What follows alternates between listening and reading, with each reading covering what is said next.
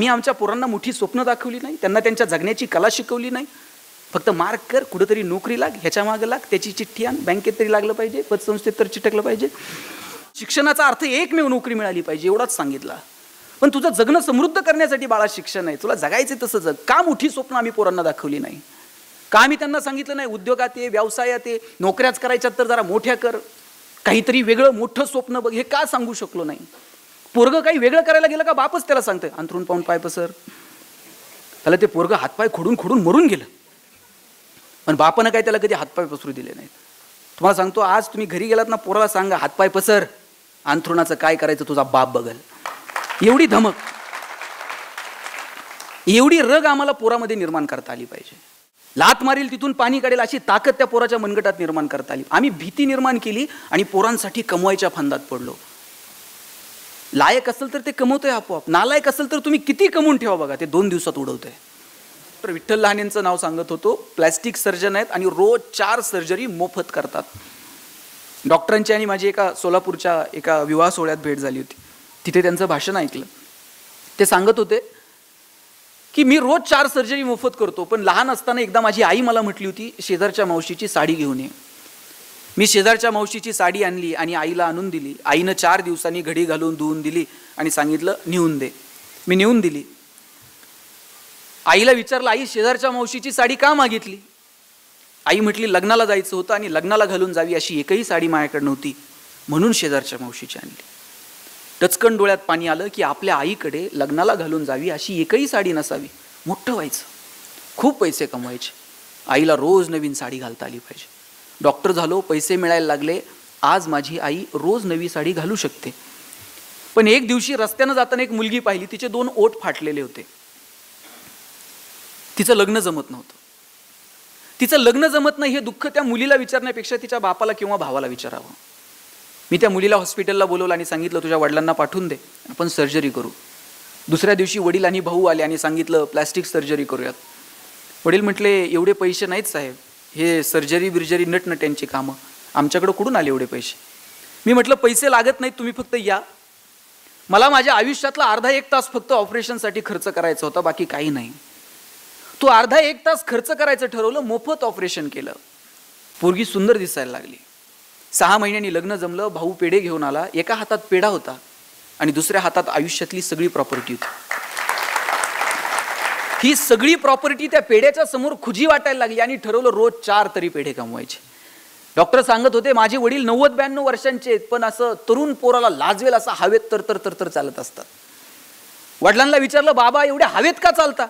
वडील म्हटले मी पद्मश्री डॉक्टर तात्याराव लहाने आणि प्लॅस्टिक सर्जन विठ्ठल लहानेचा बाप आहे, हवेत नाही चालणार तर काय चालणार? अमृत महोत्सव साजरा करण्यासाठी अशी परंपरा सांगता आली पाहिजे. आम्ही यांचे पाईक आहोत, आम्ही या संस्कारांना घेऊन पुढे चाललेलो आहोत. किंवा बापाला अभिमानानं सांगता आलं पाहिजे की अरे मी या लेकरांचा बाप आहे. आणि मग हे कुठून आलं हे मला वाटत नाही की कुठल्या शाळेत, तुम्ही जे बोललात की अनुभवातनं आपण शिकतो, शाळेतनं ऑपरेशन कसं करायचं हे आम्ही शिकलो असू, पण समाजानं आम्हाला शिकवलं की नाही, आमचं ज्ञान समाजहिताचं असायला हवं. लक्षात घ्या, कोणताही शिक्षक आहे ना हा विद्यार्थीभिमुख असला पाहिजे, विद्यार्थी हा ज्ञानाभिमुख असला पाहिजे आणि त्याचं ज्ञान हे समाजाभिमुख असलं पाहिजे. त्याचं ज्ञान जर समाजाभिमुख नसेल तर त्या ज्ञानाचं करायचंय काय? आणि ज्ञानाचा अर्थ हा शेवटी केवळ आणि केवळ उदरनिर्वाहाशी जोडलेला असेल तर जगात कुणीच उपाशी राहत नाही. जगात प्रत्येक जण आपापलं मिळेल तसं पोट भरतोच की.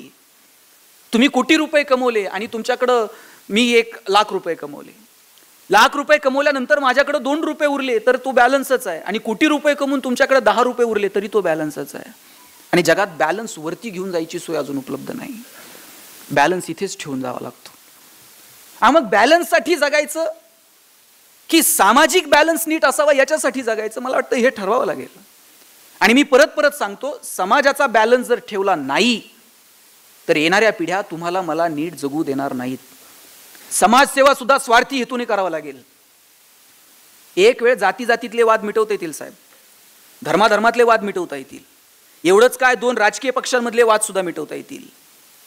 पण गरिबी आणि श्रीमंती ही जर दरी निर्माण झाली तर याचे परिणाम येणाऱ्या काळात प्रत्येक समाज व्यवस्थेला भोगावे लागतील. आणि तिकडे सुरुवात झाली आहे, लक्षात घ्या. पुण्यामध्ये एका माथे फिरून रात्रीत 50 गाड्या पेटून दिल्या. सकाळी पोलिसांनी विचारलं का पेटवल्या?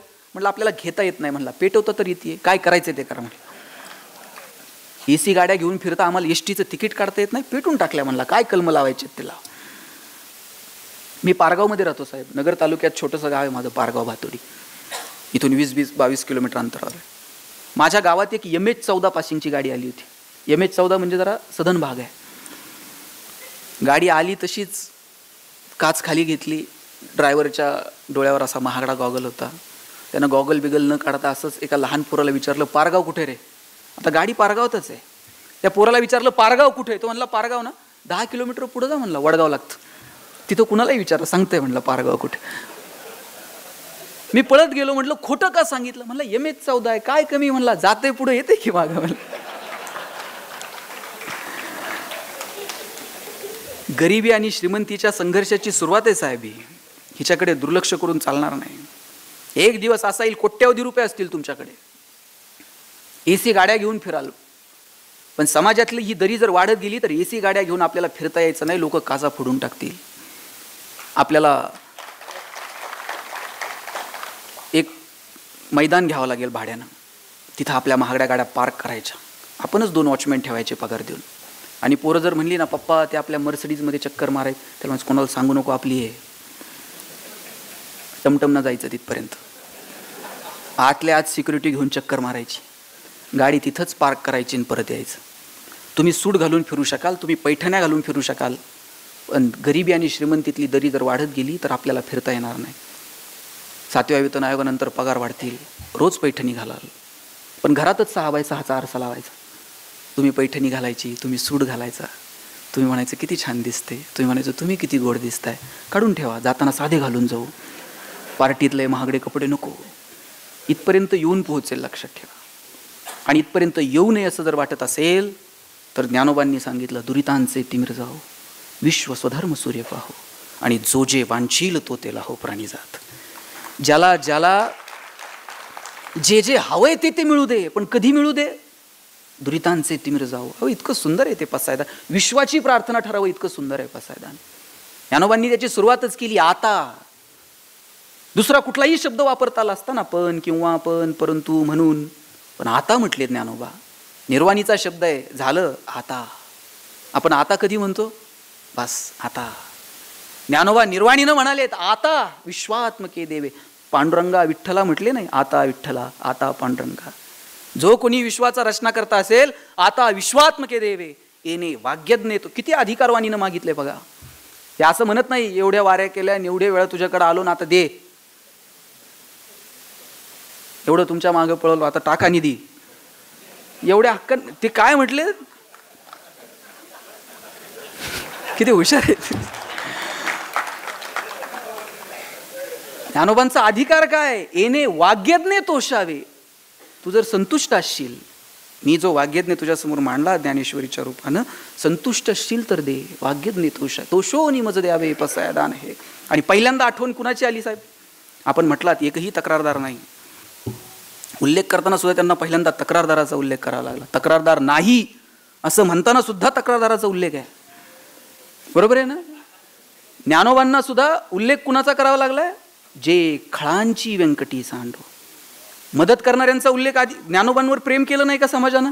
2-5 लोक असतील ना, पण ज्ञानोबा आधी असं म्हटले नाही यानं लय मदत केली, पहिलं याला देऊन टाका, असं नाही. ज्ञानोबांनी पहिला उल्लेख केला, जे खळांची व्यंकटी सांडो. जे वाईट आहेत, जे दुर्जन आहेत, देवा त्यांची वाईट बुद्धी सांडून जाऊ दे. खळांची व्यंकटी सांड. तया सत्कर्मीरती वाढो. किती सुंदर शब्द वापरलाय, वाढो. माऊली रुजो नाही म्हटले, वाढो. रुजो कधी म्हणतात? जेव्हा काहीच नाही तेव्हा रुजो. आणि वाढो कधी? थोडं आहे आता वाढो. वाईटातल्या वाईट माणसामध्ये सुद्धा थोडी तरी सत्कर्माची वृत्ती आहे, आणि म्हणून ज्ञानोबा म्हणतात वाढो. काय सुंदर आहे ते पसायदान. आणि मग जो जे वांछील तो ते लाहो. ज्याला ज्याला जे जे हवंय ते मिळू दे. आनंद अपेक्षित आहे ना, मिळू दे, पण कधी मिळू दे? दुरितांचे तिमिर जाओ. देवा अगोदर पाप अंधकार दूर हो दे. आणि हे पाप आणि अंधकार दूर करण्याची ताकद तुमच्या व्यवस्थेत आहे का? तुमच्या शिक्षण व्यवस्थेत आहे का? तुमच्या संस्कारांमध्ये आहे का? तुमच्या मूल्यांमध्ये आहे का? मला वाटतं हे स्वतःला विचारावं. आमची सगळी शिक्षण व्यवस्था जर आम्हाला मार्कांच्या पाठीमागं धावायला लावणार असेल साहेब, गुणवंत विद्यार्थ्यांचे सत्कार होतात हल्ली, हजार हजार विद्यार्थ्यांचे सत्कार, प्रत्येक पक्ष वेगवेगळे सत्कार करतो. ते महिनाभर पोरं फक्त कधी बाण, कधी कमळ, कधी घड्याळ, कधी पण असलं घेऊन फिरत असतात. ते सर्टिफिकेटवर असतेच की कोपऱ्यात. आणि ते इतके तेच गुणवंतांचे सत्कार आहेत ना. आणि त्यात मी एका सत्काराला गेलो होतो, तिथं असे 90च्या पुढच्या 3 रांगा होत्या, 80 ते 90 मध्ये 10-20 रांगा होत्या, आणि 60-70 वाल्यांच्या 50 रांगा होत्या. आता ज्यांना 90 पेक्षा जास्त आहेत ना, ते अशा ITत बसले होते राजू शेठ, एकदम खुश, आपण 90च्या पुढे आहोत. 80 ते 90 मधले एकदम टेन्शनमध्ये होते. म्हणजे त्यांच्या विचाराची अवस्था नेमकी युती होईल का, इकडे जाऊ का, अशी जी दोलायमान अवस्था आहे ना, नेमकं इकडं अशा अवस्थेत ते 80 ते 90 मधले होते. आणि मागे जे 60-70 वाल्या 50 रांगा होत्या ना साहेब, ते 90 वाल्यांपेक्षाही खुश होते.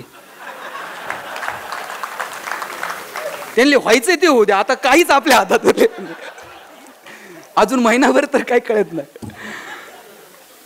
ते शेवटची जी रांग होती ते खुश होते, 80 ते 90 मधले टेन्शन मध्ये आणि 90च्या पोटचे खुश. आता 80 ते 90 मधले जे पालक होते त्यांना म्हटलं, तुम्ही काय एवढे नाराज आहात? ते म्हणले, पोरानं पार मथुरा पाण्यात घातली. म्हटलं काय केलं? म्हणजे त्याला महिनाभर आधी सांगत होतो, जरा जास्त अभ्यास कर, जास्त अभ्यास कर. आता 90च्या रांगेत बसलं असतं की नाही. म्हटलं केलं काय? म्हटलं काय करणार, मार्क नाही पडले हो नीट. म्हटलं किती काय? म्हणजे काय सांगायसारखे सुद्धा नाही. म्हटलं काय तर आकडा असेल. म्हटले ते 89 पॉईंट समथिंग काहीतरी आहेत त्याला. आता त्या मुलाला 89% मार्क पडले, याचा आनंद पालकांना नाही, पण 90 मिळू शकले नाही त्याचं मात्र दुःख आहे. मग मी दोघा नवरा बायकोला विचारलं, तुम्हाला 10वीत किती होते? मुळे साहेब, आश्चर्य असे, दोघा नवरा बायकोंच्या मार्काची बेरीज केली तरी 90 होत नव्हती.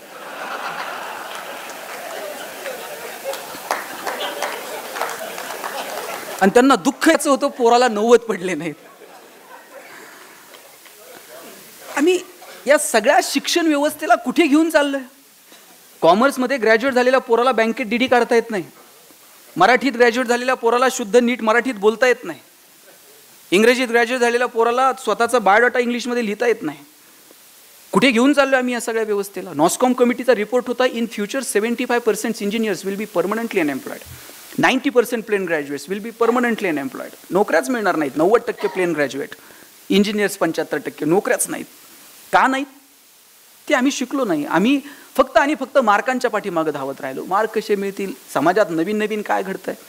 जपान उद्ध्वस्त झालं पण परत ताटमानेने उभं राहिलं. कुणाच्या जोरावर राहिलं? तिथल्या लिंबू टिंबू पोरांच्या जोरावर जपान उभं राहिलं. दुबईमध्ये काय होतं? तेलाचे पैसे होते पण proper utilisation of the resources. आज काय? जगातला सगळ्यात बिझिएस्ट एअरपोर्ट दुबईचा आहे, जगातला सगळ्यात प्रॉफिएस्ट मॉल दुबईचा आहे. आम्ही आमच्या पोरांना मोठी स्वप्न दाखवली नाही, त्यांना त्यांच्या जगण्याची कला शिकवली नाही. फक्त मार्क कर, कुठेतरी नोकरी लाग, ह्याच्या मागे लाग, त्याची चिठ्ठी आण, बँकेत तरी लागलं पाहिजे, पतसंस्थेत तर चिटकलं पाहिजे.